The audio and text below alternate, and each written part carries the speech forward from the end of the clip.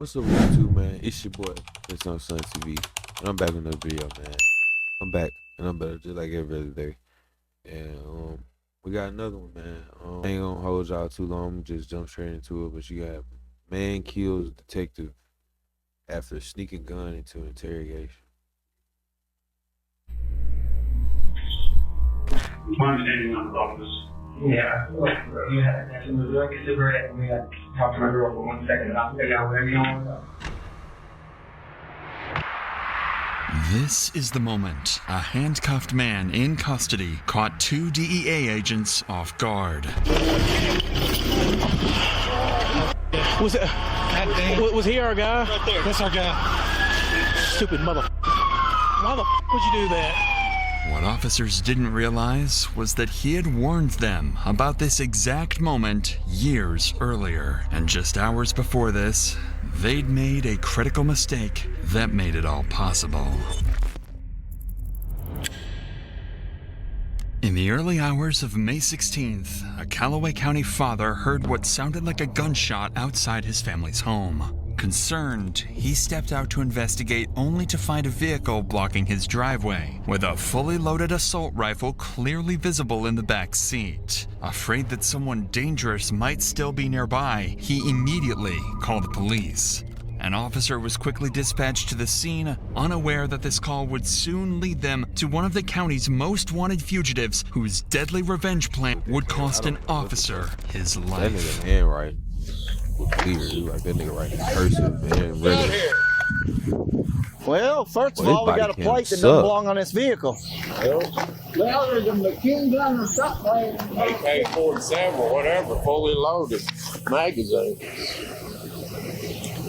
Hey, Chief. Well, he said the neighbor lives here. She left. She came over and said something to them. Doesn't know whose vehicle it is. It's got this rifle in the back. Yeah. The plate doesn't come back to this vehicle. I see a needle cap up here in the floorboard. Yep. Officers found the car unlocked with an assault rifle clearly visible in the back seat and a needle cap on the floorboard, suggesting possible drug use. The plates were fake, but when deputies ran the vehicle's identification number, it revealed something far worse. The car belonged to a notorious criminal, one whom the DEA had been chasing for months. Gary Rowland, a 30-year-old parolee with multiple outstanding warrants, who had been quoted saying, "I'm never going back to prison alive." Knowing that Gary was likely in the neighborhood, officers narrowed down their search, and through CCTV and witness reports, they were quickly able to locate him in an apartment complex nearby. They moved in and made the arrest without incident. Before Gary was transported to jail, however, he surprised deputies by offering critical information about local narcotics and firearms trafficking in exchange for a reduced sentence. So instead of going to jail, they took him to the police station for questioning, unaware that this decision would lead to the murder of one of their colleagues just hours later. This is Gary, and he's just No way they really do that. Like, I did not know you could just say, "Oh yeah, I'll tell on somebody else, give my time." Like, I did not know you could do that. been brought into the interrogation room, but the officers I used don't to hear realize it, at this but I moment heard about is it, but I that ain't due know to you an could do it. incomplete search, he's managed to sneak in a knife and a loaded pistol, both hidden in his waistband. Nah, that's sad.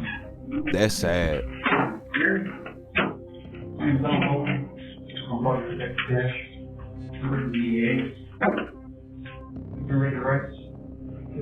This is Jody Cash and his colleague, Donald Bowman, both members of a DEA task force. Worth knowing is that Detective Jody actually has history with Gary. Back in 2017, Jody managed to arrest him on drug and firearms charges, offenses that sent him to My question is, how do you not search or thoroughly search a notorious criminal? What the fuck? prison for years. What neither Cash nor Bowman knows is that Gary is armed, and one of them won't make it out alive. My understanding of the office. Yeah, I feel like you had like a cigarette and we got talked to my girl. I don't think bro is either, because he said he ain't I going don't know back about to the girl, prison. but I can definitely help you with some drink. I don't smoke, but I can smoke around the cigarette. Naturally, officers wanted to hear everything Gary had to say, so they let him take a smoke break. But this would turn out to be a mistake. Gary is then escorted outside of the building for his cigarette break. When they return to the room, surveillance footage shows that Gary has pulled his right pant leg up to just below the knee, making the weapon much easier to reach. Then, Gary asks for one more favor, one that would cost a deputy his life. Let's do this here, right now. Give me the shows. Well, if you're not gonna call it, you ain't gonna do much for us. So he did all this in handcuffs? He ain't no stranger.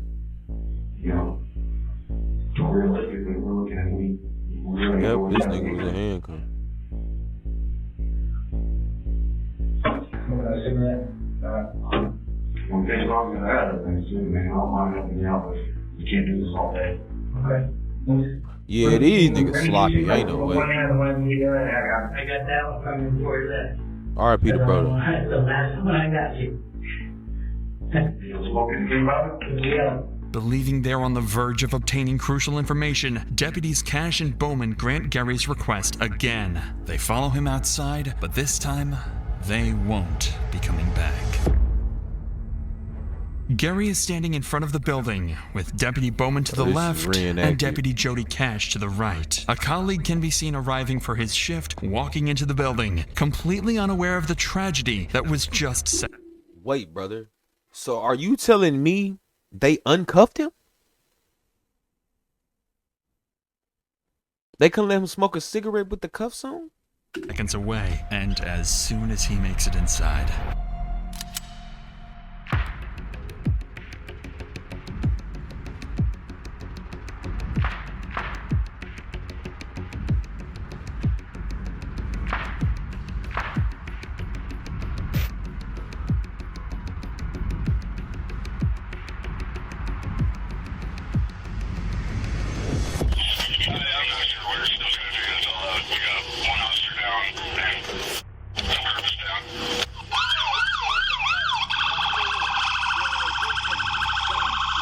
Nick, someone didn't search him.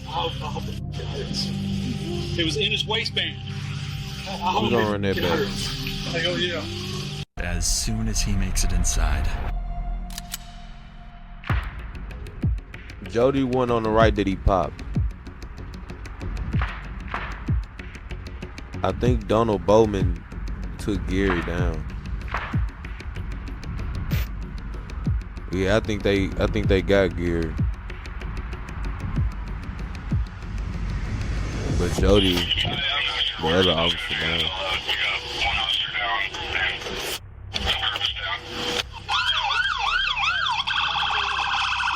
That's sad, bro. They really didn't search him. Someone didn't search him. Cause there's no way you can't feel a gun. Nah, Hell yeah. bro. No, go over there to Jody. Whoever didn't search him, or whoever is in charge of searching him, or whoever was placed in charge of searching him, or whoever was supposed to search him, they need to be fired indefinitely. Like I'm talking about for a long time, bro. Like dead serious, cause that's ridiculous, man. That's ridiculous. That's a safety violation. Need to go be Bowman because Jody's not doing good, man. Somebody needs to be And in Bowman. any workforce, I don't care what it is, safety is the most serious violation, bro. He's done for us. They killed him, man. I mean, he killed him. That's fucked up. I guess we didn't search him enough. He had a gun on his waistband. I guess. Nigga. 44-year-old Jody Cash was transported to the hospital in critical condition, but tragically, he succumbed to his wounds shortly after and was pronounced dead. He had served in law enforcement for 22 years and has spent the last 2 on a special DEA task force. In the following weeks, an investigation was launched to determine how a convicted felon managed to smuggle a gun into the sheriff's office and kill a police officer. Based on the evidence gathered, investigators concluded that that day, no one searched Gary thoroughly enough. In response, Deputy... Fuck thoroughly enough? You must ain't search him at all. Cause how don't you... Or not only do you search past the knife, you search past the gun too. You must ain't search him at all.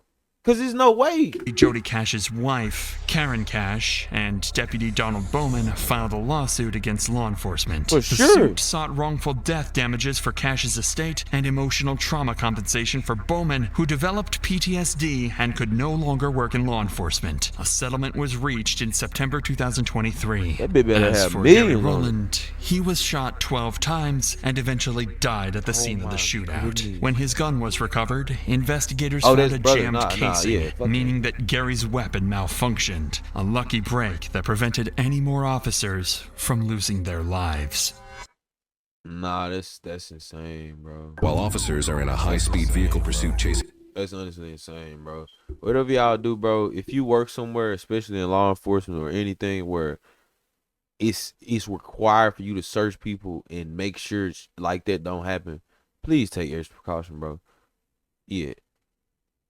But whatever y'all do, don't be dude.